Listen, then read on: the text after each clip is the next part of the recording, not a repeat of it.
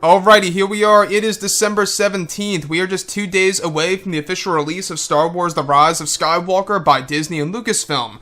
This is Mike ZEROH. Make sure to subscribe if you are new to the channel for future content. Now, a lot of fans around the world have a lot of mixed feelings, emotions, and thoughts before they go ahead and see this movie in theaters, based on what they have seen in the teasers, and the trailers, and the TV spots, and what they have heard throughout all the leaks and the spoilers related to this movie. A lot of fans have a lot of mixed feelings about Episode 9 and exactly where it's going.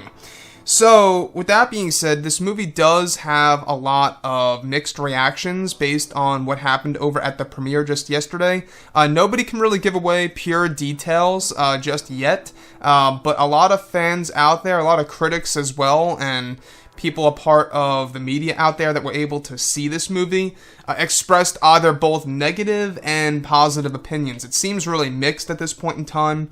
But then again, the same exact thing applied for The Last Jedi, so we really have to determine everything for ourselves. Today in this video, I want to go over an entire segment of the movie, the full movie, by combining all of the leaks together of The Rise of Skywalker that we've been talking about into one summed up video, so that you guys can enjoy this. Be aware though that this will dive into major spoilers for The Rise of Skywalker. Now, the first thing I want to touch on is everything related to Ben Solo, aka Kylo Ren. What happens to Kylo Ren in this movie? So, alright, so if you guys have not been following, there is a moment toward the end of the film in which Kylo Ren does in fact die after his redemption, because Kylo Ren is able to revive Rey. Essentially what Kylo does in the movie is that he revives Rey by using some form of force power that allows him to give his own life force over to Rey. They smile at each other, where both Ben and Rey look at each other and they kiss. The thing here is this, though, is that it's said that Kylo disappears. He literally vanishes, just like Luke Skywalker when he died in The Last Jedi. And they do not say anything around the lines of, I love you. It's not like that type of moment. They just kiss, and Ben Solo vanishes into thin air. So that's basically how he dies. He dies just like Yoda, Luke, and others out there. Now, Rey, being the granddaughter of Emperor Palpatine, is the real deal. Alright, that's one of the big leaks that we've been talking about, is that Rey is the granddaughter of Emperor Palpatine, and she does indeed take the name Rey Skywalker at the very end of the film. When she goes over to the world of Tatooine, she has BB-8 with her, though that's not fully explained as to why BB-8 is with Rey. Finn and Poe are said to be alive at the very end of the movie, but they are not with Rey at the very final scene of the movie. We're talking about the very last shot of the film. Now, the thing about Leia and Kylo, this is something that I think is going to really be quite controversial to some fans out there, but there are no scenes between mother and son. This is something that I feel that Disney and Lucasfilm could have actually done, and I'm honestly quite upset or let down that they could not just find a way to bring the old footage or the unused footage of Carrie Fisher of, portraying Leia, to have her actually, have a role with her son Kylo / Ben Solo. So there are no scenes together in this movie that involve mother and son. Rey does in fact stab Kylo Ren during their fight on the second Death Star, and there's even a moment in time where Kylo Ren is able to feel his mother's death. At the same exact time, during this moment, Kylo is able to feel his mother's death, and Rey begins to cry, and that's where she begins to heal Kylo Ren, essentially leaving him for dead and leaving him on the world that has the Death Star 2 wreckage. It's actually a moon, like an ocean moon called Kef Bir. It's a very interesting name. Apparently there's going to be Ewoks on there. Now, Han Solo is in fact in the movie, and Anakin's voice is in the movie at the very end of the film. Hayden Christensen voiced Anakin, but he is not appearing in the movie. We talked about this just yesterday, of how Disney and Lucasfilm went through many changes and many adjustments for the film, and really wanted to do something different for the fans by applying, a different tone for the movie. So, Anakin does not show up in the movie, but you do hear him at the very end of Episode 9. Now, one of the lines of dialogue, apparently at the end of the film, is a moment in which Ben Solo says, "You can't hide, Rey, not from me."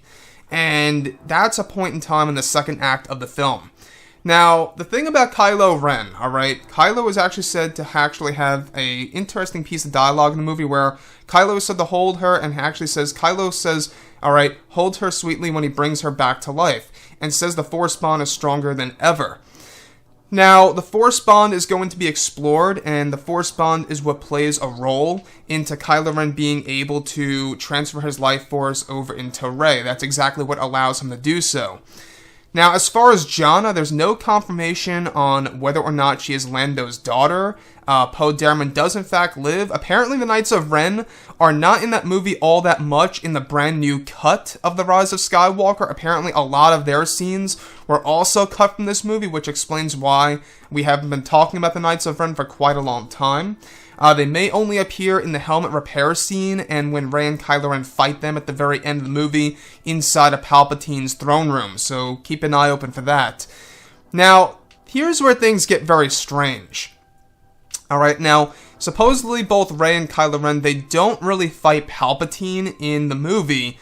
Yes, he actually does shoot lightning into the sky and creates a brand new Force Storm technique against the Resistance, and even combines the First Order and the new Sith Empire into a thing called the Final Order. I don't know where J.J. Abrams got that idea from, but that to me just sounds ridiculous. You know, first you have the First Order, now you have the Final Order. It's almost like a haha joke. I don't know. But moving on, like I've always said before in the past, there is going to be no romantic scenes in the movie, so nobody ends up with anybody in a romantic sense, other than the fact that Rey and Kylo, they do exchange a kiss, but there's no kind of I love you moment. You know, no kind of Han Solo and Leia moment, or no kind of Anakin and Padme moment, which I think will be quite upsetting to some of the Reylo supporters out there, but at least they got a kiss, right? So I don't know how you guys feel about that, of there being a kiss in the movie. That is something that I think a lot of fans will either like or dislike. Here's the biggest flaw in the movie, I believe, is that apparently Palpatine, you know, does not actually explain exactly how he is back. How he survived is not fully explained in any way, shape, or form. Apparently Disney is saving this for the official novelization that's due for release in March of 2020, which really mind boggles me, because it makes you wonder, why would Disney and Lucasfilm wait for this to release in March of 2020 to explain how Palpatine survived? There are Snoke clones in the very beginning of this film. That is a for sure thing. They are actually inside of a couple of tanks, just floating around, and that Palpatine was behind Snoke the entire time. Now, when Rey is actually said to destroy Palpatine, and she does, this is going to be, I think, another controversial bit, is that Rey becomes the Chosen One in Episode 9. That's a thing based on the leaks that we've been talking about. Rey becomes the Chosen One, and she dies by the hands of Palpatine by destroying Sidious. And basically, Ben Solo's reaction is that he gets very panicked and hurt, and it's said to be very well acted, and is kind of awkward, apparently, by how Kylo Ren, you know, does the acting, or should I say how Adam Driver does the acting with the pacing. So, there are a lot of flaws in the film from what, you know, we actually have been going over. Those controversial bits right there that we just talked about, of how Rey defeats Sidious, she dies, and she becomes the Chosen One after Ben Solo revives her, and stuff around those lines, because she gets to live on. The thing about after Ben Solo's redemption is that this is yet another flaw, I believe, is that once he turns into Ben Solo, apparently Ben Solo has little to no lines in the movie. Yeah, you heard that right. Apparently Ben Solo's kind of a mute at the very end of Episode 9 when he is Ben Solo. I don't know why they did that. It's almost like they don't want to destroy the vision or how we look at the character of Kylo Ren by making Ben Solo more of a mute, where he's not really saying many lines. It almost reminds me of the Luke Skywalker treatment at the very end of The Force Awakens. It's kind of like that, but extended, where he's not going to talk all that much in the film. So this character, even Kylo Ren, apparently also has far less lines than ever before, which is yet another flaw, I believe. About the Reylo moments, I want to actually get on this for a bit. Now, there were actually moments in the film, apparently, where there are little build-up pieces that lead to the kiss in this movie. So, yes, there is a kiss in the film, but there's no, you know, actual I love you moments like I just said before. Now, as far as Force Ghosts, this is another unfortunate thing, is that the Force Ghosts in The Rise of Skywalker, we do know that a lot of changes and adjustments took place by Disney and Lucasfilm, and that there's only a Luke and Leia Force Ghost segment at the very end of the movie. There's no Ben Solo, there's no Kenobi, Yoda, Anakin, or anybody else for that matter. The only Force Ghosts that do show up at the very end are Luke and Leia and Luke Skywalker on Ahch-To. That's it.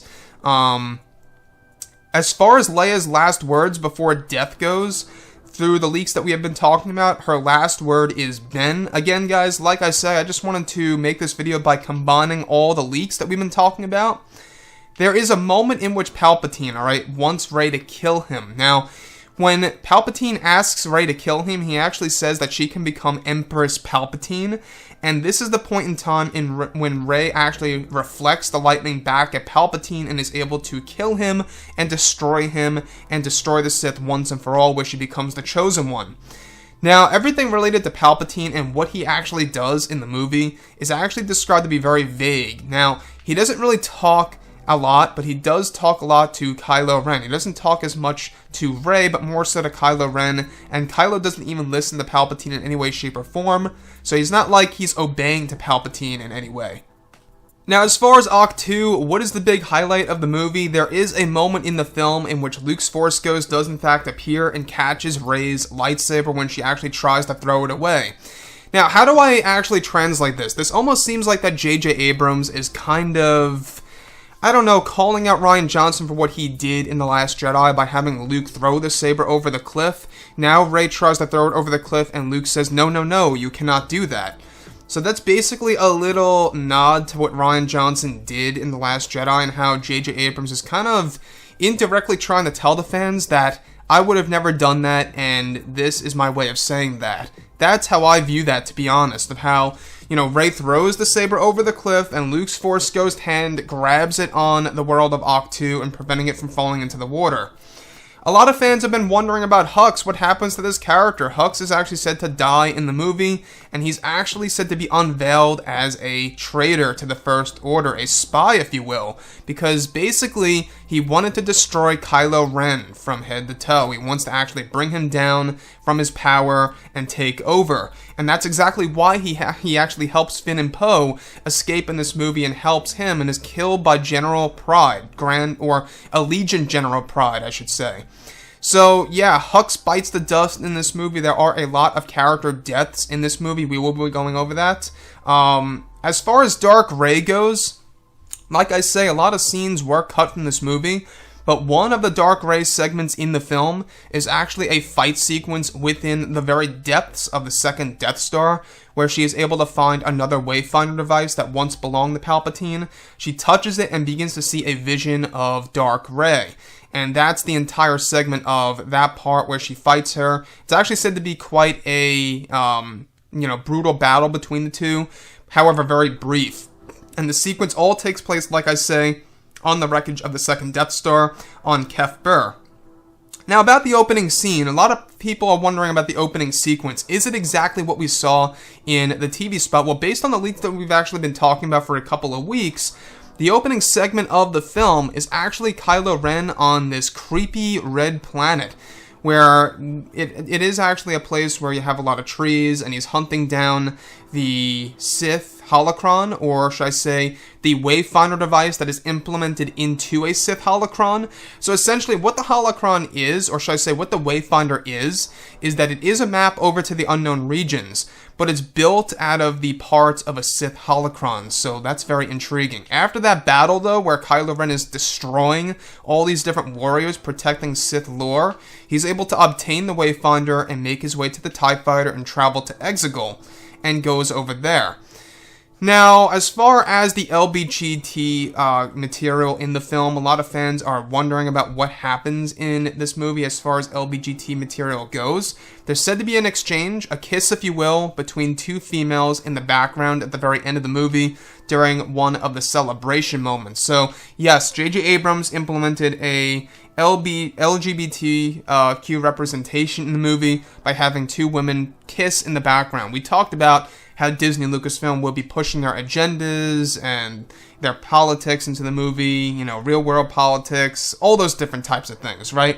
Which is another thing that I'm very, very, much expressing my criticism over.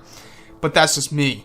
Ben Solo is actually said to be at a point in the film in where there's a moment in where Ben Solo has this intimate moment with Rey, where there's a line of dialogue where he actually says, "You wanted to take my hand," and Rey responds to the comment later on in another segment by saying, "I didn't want to take your hand, I wanted to take Ben's hand." So that is another reference to The Last Jedi, where basically J.J. Abrams is fixing it up. Now, everything about Finn, alright, there's a moment in the movie where Finn wants to express his feelings to Rey. We talked about this briefly like 3 weeks ago. It wasn't really anything big, but it really goes nowhere. It's said to be quite a little segment that just kind of doesn't grow or doesn't progress. About Rey's Wayfinder, alright? Now, there is a moment in which Ben Solo is said to destroy Rey's Wayfinder, and this is a point in time where Ben Solo doesn't fight her back as much as we would actually think when all this happens. So, everything about the deaths in the movie, alright? A lot of fans are wondering about the deaths. So far, from what we know, what we have been talking about, the deaths in the movie are actually said to be a combination of characters that a lot of fans either aren't really too surprised over or are going to have a hard time accepting. So, Bulio dies, Allegiant General Pride dies in the movie. Not a big surprise, right? He's an evil guy. We have General Hux, we just talked about him. Leia dies. Ben Solo dies. Snap Wexley dies. Rey dies temporarily. And Palpatine does indeed bite the dust, so he dies as well. By the hands of Rey, no less. Now, the thing about Rey becoming Empress Palpatine, apparently Ben Solo comes in to save Rey from becoming Empress Palpatine and is able to revive her when killing Palpatine. So basically, when Rey kills Palpatine, that is said to be what kills Rey, literally. And Ben Solo has to revive her and never wanted her to die, and that's exactly how he does that. So everything related to Palpatine and Rey, that entire dynamic, Palpatine has actually been waiting for Rey for a very long time, and Kylo Ren as well, to come together, and that this Force bond, or this little dyad connection, if you will, is extremely rare, and that Palpatine has been waiting for decades for them to get closer and closer to him in a close proximity. This way he can actually rejuvenate himself by draining the energy from both Rey and Ben Solo, by combining their energies and powers around those lines. Now, there is a flashback in the film, we talked about this not too long ago, where Luke trains Leia through the ways of the Force. It's said that they appear young in the film, where it is a very short, brief sequence, whatever have you. As far as the Knights of Ren ganging up on Kylo Ren and beating him up, there is a moment in which Rey initiates a Force bond and throws the lightsaber through space and time, through the Force bond, if you will, so he's able to catch it in a different location than where Rey really is. So that's basically JJ's way of literally, kind of expanding on what the Force bond can really do. Now, I want to go over to the Force dyad. It's actually in the movie. We just talked about this. That's the connection between Rey and Kylo and how it allows Palpatine to get rejuvenated in the film. Now, this is where it gets a little intriguing about the entire kiss scene between Rey and Ben Solo. Now, the very end of the movie, where we do have both Ben and Rey, where Ben Solo resurrects Rey, this is actually said how it is said to lay out itself. Now, Ben climbs out of the pit and sees a fallen Rey from a distance and rushes over as best as he can. Limping, he gets to her and pulls her into his lap and holds her to his chest, heartbroken.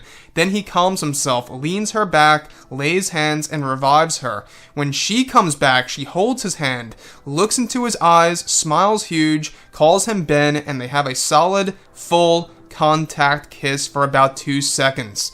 He smiles back, then he abruptly falls over dead. She touches him, and he vanishes. So that's how Ben Solo dies in the movie. C-3PO apparently gets his memory back in the film after getting wiped out, which is strange.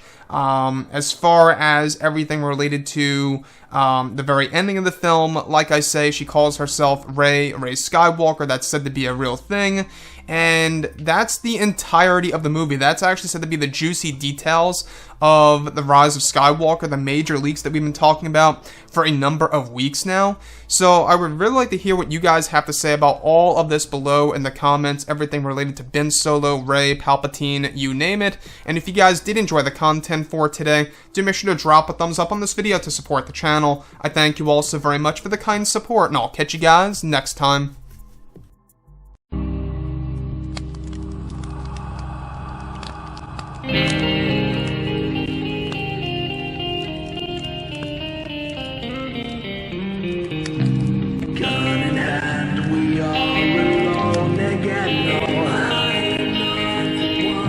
From night to moon, we hear them moans again. No.